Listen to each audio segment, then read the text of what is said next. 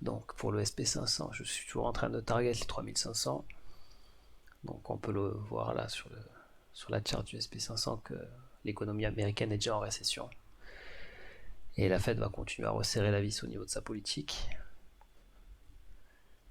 Donc ce qu'on peut constater, c'est que en ce moment, les grands gagnants du Covid, c'est-à-dire le Bitcoin, Netflix, tout ça, ce sont les premiers assets à se faire... ce sont les plus gros perdants du marché baissier actuellement. Tous ceux qui étaient en, en gros gain pendant le Covid sont ceux qui sont en train de se faire siphonner. Donc là, il y a un tableau des tendances de bear market avec une moyenne environ 95 jours sur tous les bear markets qui ont été connus jusqu'à maintenant, avec un drawdown total moyenné à moins 40% sur les assets à risque. Donc, en ce qui concerne des bonnes nouvelles qu'il peut y avoir, il y a le GBTC qui est en approbation de la conversion pour son spot ETF. Ça fait environ 3 semaines maintenant qu'il n'y a toujours pas eu de report à ce sujet-là. Mais normalement, ça devrait incessamment sous peu avoir une news là-dessus, ce qui pourrait être bénéfique sur le court terme, bien que je ne m'attends pas à des rebonds exceptionnels. Déjà dans un premier temps, on va regarder la charte du Bitcoin. Donc, si on regarde en log,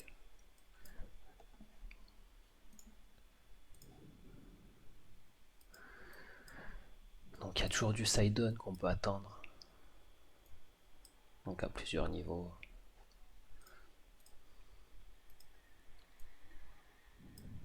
Voilà la zone de travail du Bitcoin actuellement. Selon les clôtures qu'il y aura en fin de semaine. Aujourd'hui, les Wall Street était fermé, donc il n'y a pas eu de grosse pression vendeuse de la part des professionnels. Donc sûrement demain, on verra ce qui va se passer.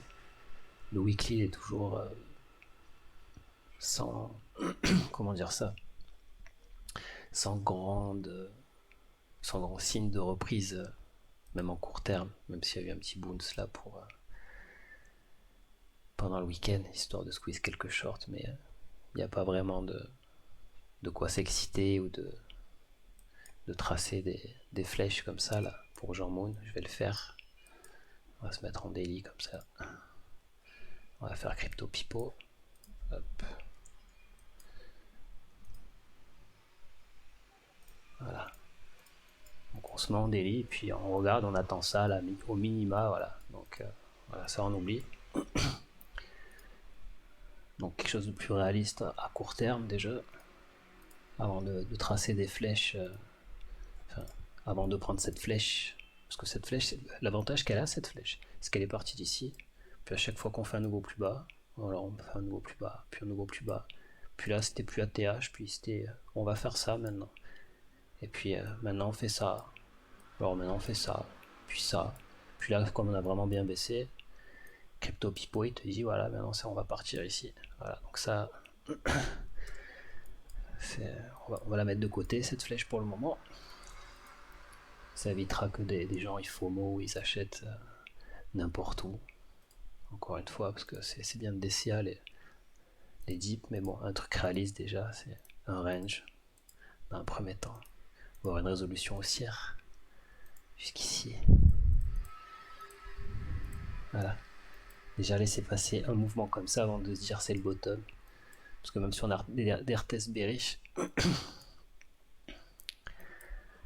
pour un upside et arrêter le saignement, il y a déjà au moins de la conso pour déjà poser un bottom parce que ce que ce que internet oublie de dire, c'est que le mouvement qu'on doit corriger là,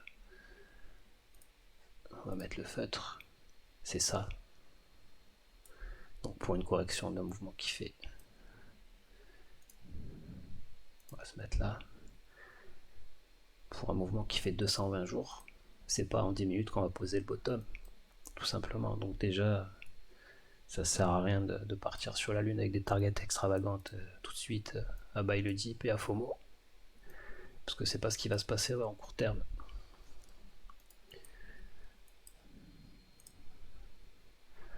Donc pour ETH,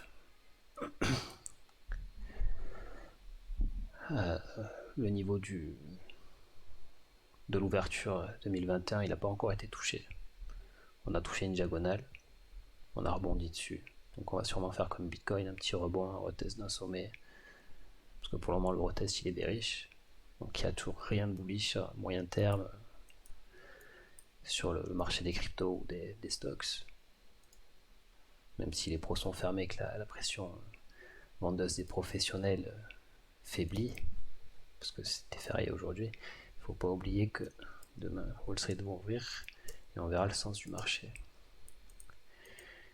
Donc, un bon indicateur pour savoir ce qui va se passer, c'est le VIX.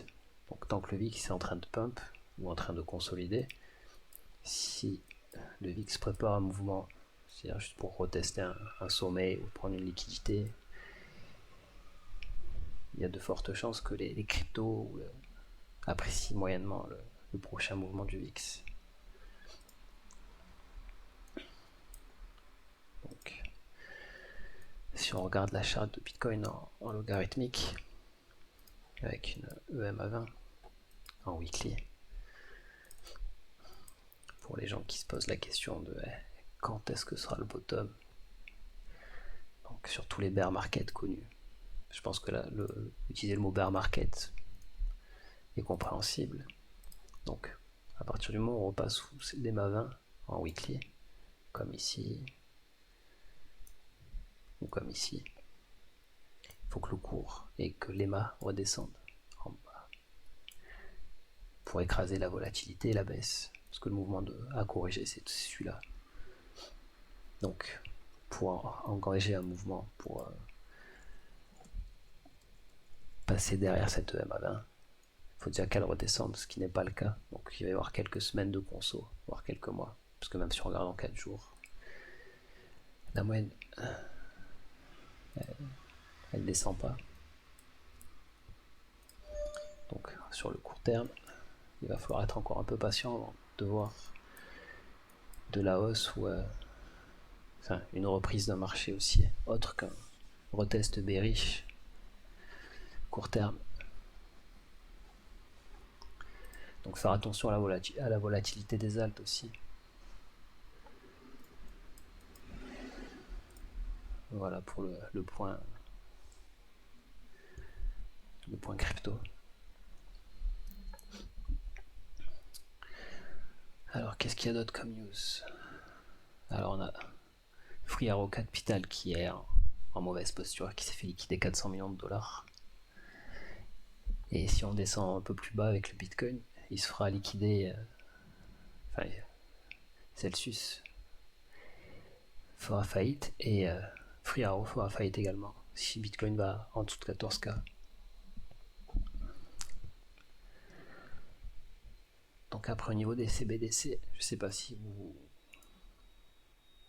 savez ce que c'est les stablecoins des banques.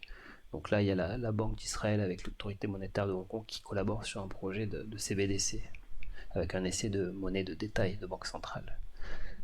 Donc le début des partenariats des grandes banques pour les cryptos numériques. Voilà.